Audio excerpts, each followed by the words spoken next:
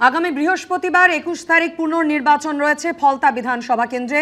আর আজ সেখানেই মুখ্যমন্ত্রী শুভেন্দু অধিকারীর কর্মসূচি রয়েছে। ফলতায় রোড শো করবেন মুখ্যমন্ত্রী শুভেন্দু অধিকারী। বিজেপি প্রার্থী দেবাংশু পণ্ডার সমর্থনে রোড শো করবেন মুখ্যমন্ত্রী শুভেন্দু অধিকারী। তারই প্রস্তুতি একেবারে শেষ পর্যায়ে দেখতে পাচ্ছেন ফলতার ছবি। আমাদের অনেকের জয় জয় শ্রীরাম, জয় জয় শ্রী। আপনাদের কাছে করজোড়ে অনুরোধ, আপনারা এসেছেন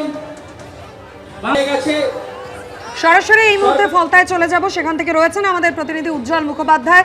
উজ্জ্বল, ২১ তারিখ বিধানসভা কেন্দ্র এই ফলতা, সেখানে পুনর্নির্বাচন রয়েছে। আজ মুখ্যমন্ত্রী শুভেন্দু অধিকারী রোড শো রয়েছে। সব মিলিয়ে কি ছবি এই মুহূর্তে ফলতায়? দেখো, প্রথমত আমি বলবো যে সন্দীপকে একবার এই ছবিটা দেখাতে। এই ছবিটা কিন্তু একটা সামান্য ছবি, যেখানে এখানে শুভেন্দু অধিকারীকে জাস্ট সংবর্ধনা দেওয়া হবে এবং ইতিমধ্যেই কিন্তু গ্রামের মানুষজন তারা ভিড় করেছেন এবং আমরা রাস্তায় আস্তে আস্তে দেখছিলাম গোটা রাস্তা জুড়ে হাজারে হাজারে মানুষ তারা রাস্তায় দাঁড়িয়ে রয়েছেন। শুধুমাত্র শুভেন্দু অধিকারীকে তারা হাত নাড়বেন, ফুল দেবেন এবং সংবর্ধনা জানাবেন। ফলে ফলতায় যেমন ২১ তারিখে নির্বাচন, এই নির্বাচনের সেই অর্থে এখানে কে জিতলো, কোন দল জিতলো, কোন দল হারলো, তার উপরে সরকারের কোনো পরিবর্তন হবে না।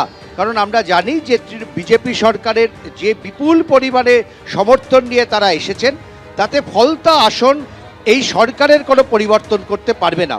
কিন্তু এই কারণে ফলতা গুরুত্বপূর্ণ এবং আমরা দেখলাম যে মুখ্যমন্ত্রী শুভেন্দু অধিকারী দুবার ফলতায় এলেন একটাই কারণে, সেটা হচ্ছে এটা তার কাছে এখন প্রেস্টিজ ফাইট।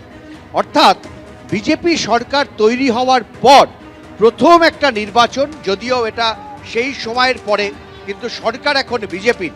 সেই অবস্থায় দাঁড়িয়ে ফলতায় যদি বিজেপি খুব ভালো ফল করে, ফলতা যদি জেতে, তাহলে নিঃসন্দেহে এটা তাদের সাফল্যের মুকুটে আরেকটা পালক যুক্ত হবে।